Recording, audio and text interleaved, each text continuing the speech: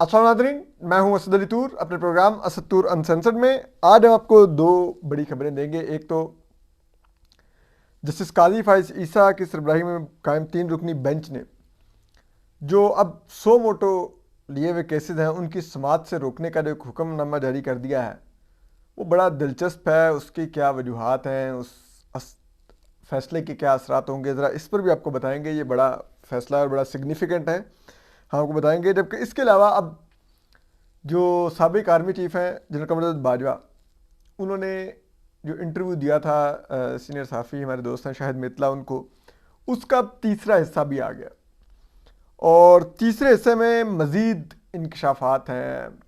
उन्होंने don leaks पर बात की है, उन्होंने नवाज शरीफ की नाअहली पर बात की है, उन्होंने अपने दौर पर बात की है, जनरल फैज़ पर फिर बात की है और ये सब कुछ पनामा पर बात की है। ये बड़ी ही दिलचस्प गुफ्तगू है जो उन्होंने की है।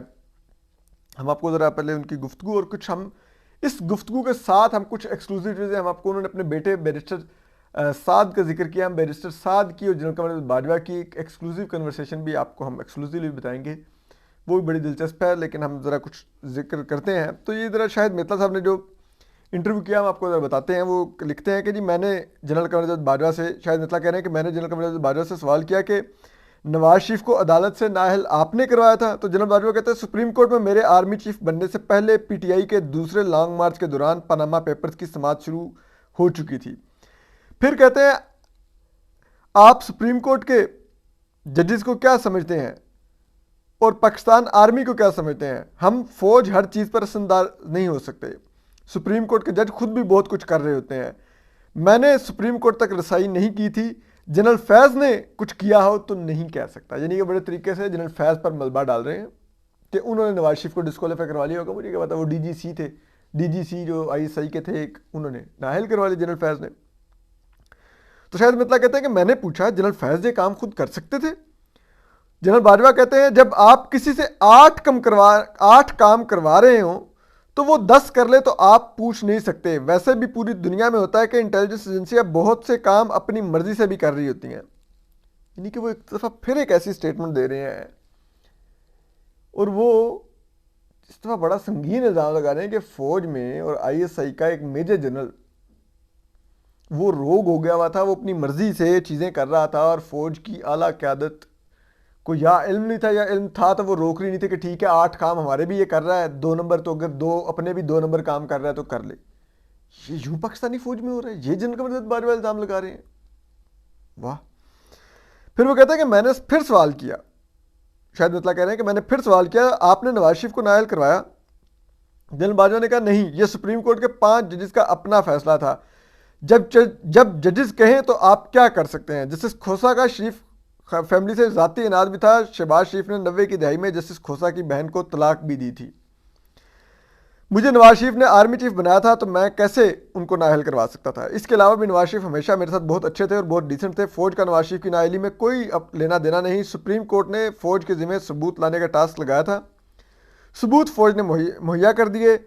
जनरल आसिम मुनीर जो भी आर्मी चीफ हैं और उस वक्त वो DGMI थे, वो कहते हैं कि जनरल आसिम मुनीर, जनरल कमर बाजवा कहते हैं कि जनरल आसिम मुनीर के अरब ममालिक में अच्छे ताल्लुकात थे। मैंने इनको UAE भेजा और वो अकामा ले आए।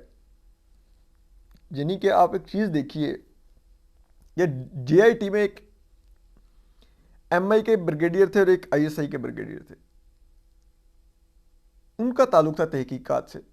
DGMI का ताल्लुक कहाँ से तहकीकात से आ गया कि उनको UAE भेजा गया और वहां से अकामा मुकवाया गया? इसका मतलब है फिर फौज खुद कर रही थी ना। ये वो दो ब्रिगेडियर थे, वो एज ए इंडिविजुअल उस JIT में काम करते हुए तो ये नहीं कर रहे थे, ठीक है। और यानी कि मौजूदा army chief general Asim Munir वो इकामा लाए थे जो पनामा में नवाज शरीफ साहब की लाइफ टाइम डिस्क्वालिफिकेशन की वजह बना। फिर वो कहते हैं कि मैंने पूछा UAE में, शायद मतलब कह रहे हैं कि मैंने पूछा UAE नवाज शरीफ से यमन जंग में साथ ना देने की वजह से नाराज़ था और इसीलिए उन्होंने नवाज शरीफ का अकामा दिया। जनरल बाजवा कहते हैं नहीं, ऐसी बात नहीं, बस अकामा मिल गया। जब अदालत में पनामा केस चल रहा था तो शाहिद खाकान अब्बासी मेरे पास आए और मुझे दामने को ले गए। वहाँ हम 3 घंटे बैठे। उन्होंने कहा आप पनामा केस में नवाज शरीफ की मदद करें। मैंने कहा मैं इनकी ज़्यादा मदद नहीं कर सकता क्योंकि उन्होंने खुद काफ़ी गलतियाँ की हैं। नवाज शरीफ ने पनामा में कई गलतियाँ की थी।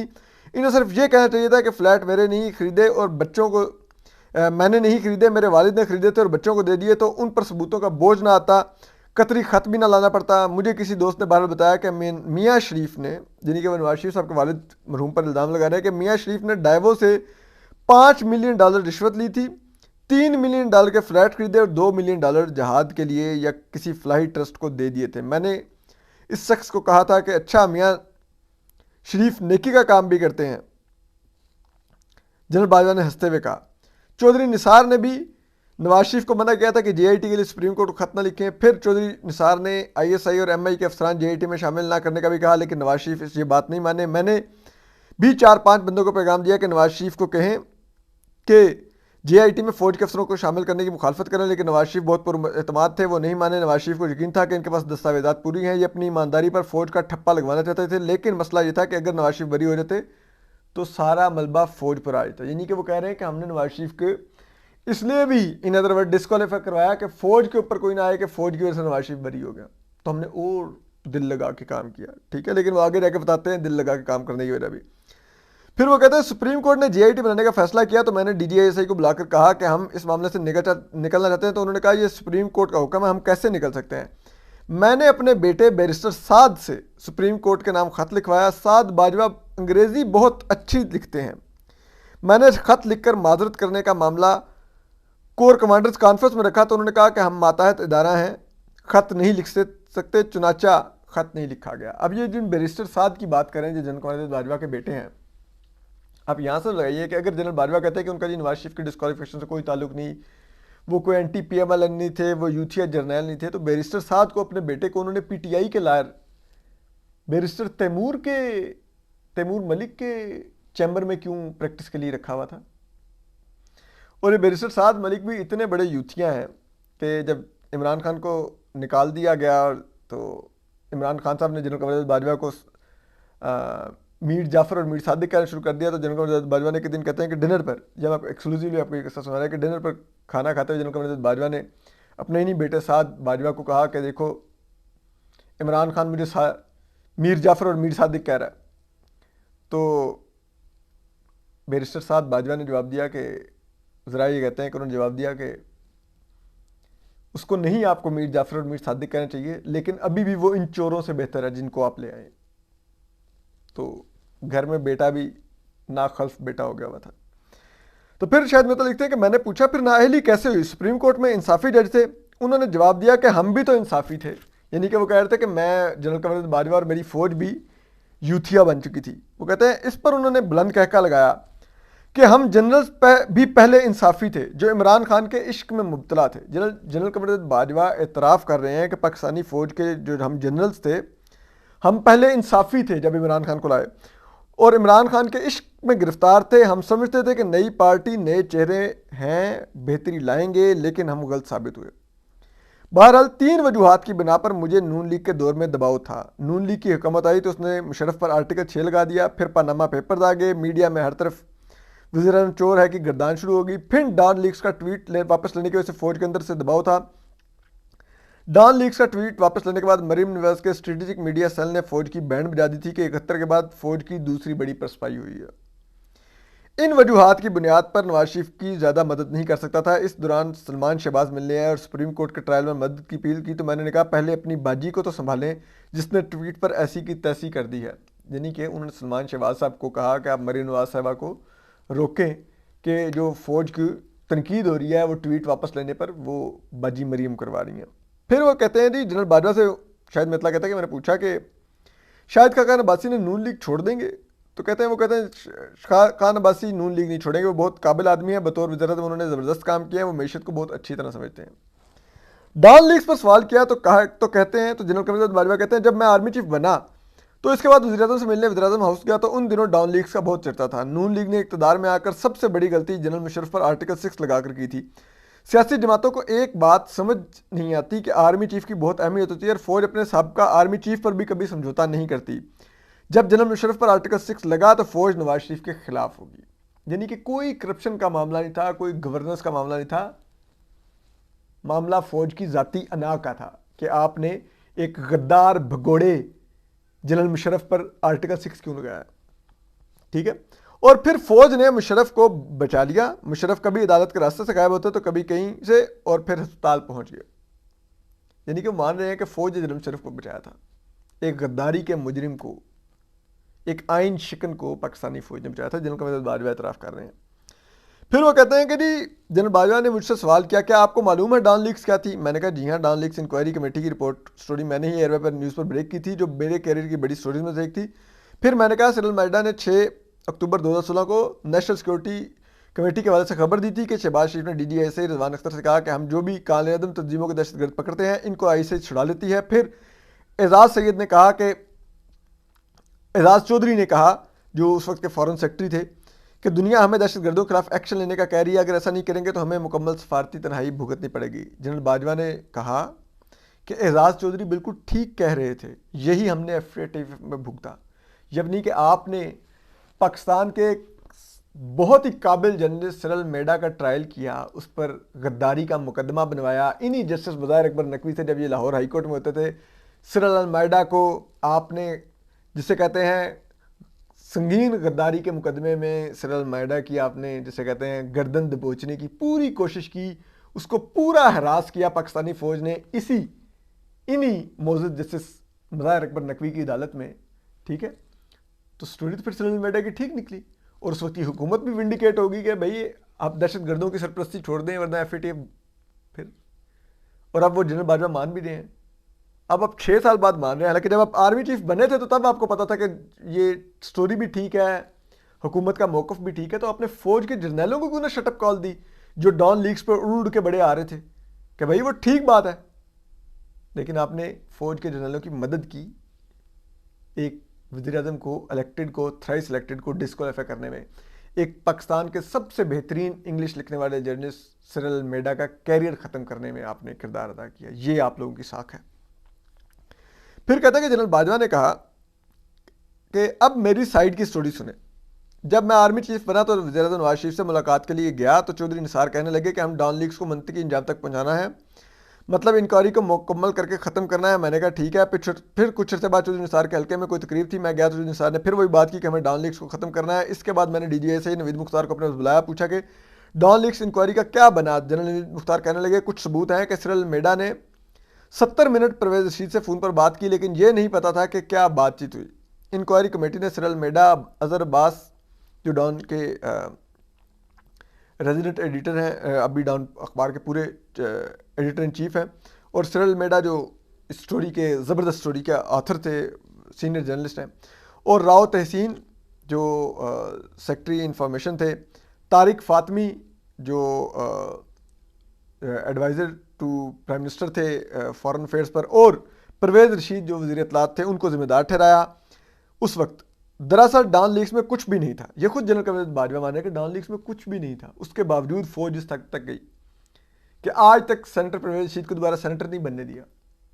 हालांकि बहुत ही इंडिपेंडेंट माइंड, अच्छे साफ किरदार के, माली और मॉरली दोनों, और मुस्बत सोच के, और जिसे कहते हैं प्रोग्रेसिव सोच के मालिक सेनेटर परवेज़ रशीद आज पार्लियामान से बाहर हैं, सिर्फ इस वजह से कि फ़ौज ने उनको आज तक माफ़ नहीं किया वो डॉन लीक्स वाली स्टोरी पर। और उनका ही उसी फौज का एक अभी हाल ही में रिटायर होने वाला आर्मी चीफ कह रहा है कि जी वो तो डॉन लीक्स में कुछ भी नहीं था। ठीक है, लेकिन जहां भी जाता तो जूनियर अफसर सवाल करते थे। हालांकि डॉन लीक्स की स्टोरी में कुछ नहीं था, लेकिन जूनियर अफसर जगह जगह सवाल करते थे, तो आप शटअप कॉल क्यों नहीं दे रहे थे? ठीक है, और उनको बताया क्यों नहीं रहे थे कि स्टोरी में तो कुछ भी नहीं है? तो कहते हैं इसके बाद मैंने चौधरी निसार और सागडार से बात की कि सहाफ़ियों का केस CPNE को भेज देते हैं, क्योंकि मैं भीड़ों के छत्ते में हाथ नहीं डाल देता, और बाकियों के खिलाफ इंतजामी एक्शन लेने का फैसला हुआ। फिर मैंने नवाज शरीफ के पास चला गया और उन्हें कायल करने की कोशिश की कि वो परवेज़ रशीद पर नहीं मान रहे थे। ठीक है, लेकिन फिर मान गए। फैसला हुआ कि परवेज़ रशीद और तारिक फ़ातमी को ओहदों से हटा दिया जाएगा, और फिर वो हटा भी दिया गया। फिर वो कहते हैं कि सहाफ़ियों के CPNE को भेजा जाए और बाकियों के खिलाफ महकमाना कार्रवाई होगी। इसके एक दिन बाद मैं लाहौर चला गया, तो वहाँ पर ARY पर अचानक डॉन लीक्स का नोटिफिकेशन चलना शुरू हो गया। ARY न्यूज़ का कहना था कि देखें, हुकूमत ने शरीक मुल्ज़मान को सज़ा नहीं दी, हुकूमत ने अधूरा नोटिफिकेशन जारी किया है, मीडिया ने फ़ौज पर शदीद दबाव डाला, यानी कि फ़ौज ARY देख के जहन बना रही थी कि जी वो नोटिफिकेशन पूरा नहीं है और बड़ी अच्छा जी। फिर वो कहता है कि मीडिया ने फ़ौज पर शदीद दबाव डाला, मैंने इस वक्त जनरल आसिफ गफूर को फ़ोन किया और अंग्रेज़ी में हुकूमत को बुरा भला कहा और इनसे कहा कि पूरा नोटिफिकेशन इशू कर रहे हैं। जनरल आसिफ गफूर ने अपने ही तौर पर नोटिफिकेशन रिजेक्टेड का ट्वीट जारी कर दिया। आखिर इतना बड़ा स्टैंड स्टिल फ़ौज और हुकूमत में हो गया, जनरल आसिफ गफूर के तरफ से अपने, ये नहीं कीजिए, वो भी अपनी मर्जी से ट्वीट्स करते थे, कोई चेन ऑफ कमांड नहीं थी, कोई उनकी पूछताछ नहीं थी। फौज है जो हम कहते हैं पाकिस्तान की सबसे डिसिप्लिन इदारा सिर्फ एक ही है, वो पाकिस्तानी फौज है। ये डिसिप्लिन जनरल कमर जावेद बाजवा फौज का बता रहे हैं, ठीक है। और फिर वो कहते हैं कि इसी दिन मुझे फाटा जाना था, मैं चला गया और उसके फ़ौरन बाद मुझे फ़ोन आ गया कि वज़ीर-ए-आज़म ने मिलना है। वज़ीर-ए-आज़म पहुंचा तो नवाज शरीफ ने मेरा बाहर आकर इस्तकबाल किया। मेरा ख्याल था कि वो गुस्से में होंगे, लेकिन उन्होंने कुछ नहीं कहा। मुलाकात के इख्तिताम पर सिर्फ इतना कहा कि जनरल साहब गुस्से में फैसले ना किया करें। मेरे दिल में आया कि कुछ गलत हो गया। 2 दिन बाद वज़ीर-ए-आज़म ने चीन जाना था। अब जनरल और सियासी लीडर मेरे पास आना शुरू हो गए कि ट्वीट वापस लें। कभी फ़ौज ने भी कोई चीज़ वापस लिया है। इस दौरान ख्वाजा आसिफ मेरे पास आए, दीगर मुस्लिम लीगियों ने भी आकर ट्वीट वापस लें, लेकिन मैंने मुल्क के वज़ीर-ए-आज़म को कमतर हैसियत में चीन नहीं भेज सकता था कि वो रिजेक्टेड के ट्वीट के साथ चीन जा रहे थे। इसलिए मैंने वज़ीर-ए-आज़म की कहा कि चीन में उनकी क्या हैसियत होगी कि उनकी फ़ौज उनके अपने इख्तियार में नहीं है, तो मैंने कहा ट्वीट वापस ले लें।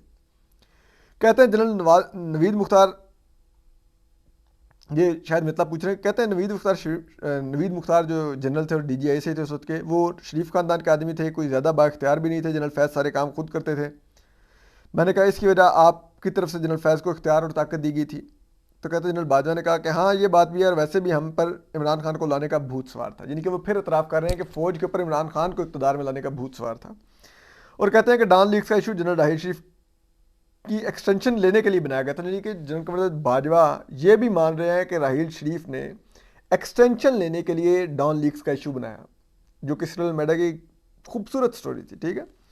और वो कहते हैं इसमें कुछ भी नहीं था। नवाज शरीफ से जब डॉन लीग्स पर बात हुई तो उन्होंने कहा जनरल राहील और जनरल रिजवान अख्तर जब भी मुलाकात के लिए आते थे तो जनरल राहील शरीफ की एक्सटेंशन की बात करते थे, यानी कि जनरल रिजवान अख्तर जो उस वक्त के DGI से थे और जनरल राहील शरीफ जो उस वक्त के आर्मी चीफ थे, जी जाने की बातें जाने दो, वो नवाज शरीफ से जब भी मुलाकात के लिए जाते थे तो एक्सटेंशन मांगते थे, ठीक है। कहते हैं जनरल रिजवान जनरल राहील के सामने नवाज शरीफ को कहते हैं कि जनरल राहील को 3 साल की एक्सटेंशन दे दे, लेकिन जनरल राहील शरीफ के बाद वो नवाज शरीफ कहते हैं कि सिर्फ 1 साल की एक्सटेंशन दें, क्योंकि 1 साल की एक्सटेंशन के बाद जनरल रिजवान अख्तर का अपना नाम आना था सीनियरिटी लिस्ट में।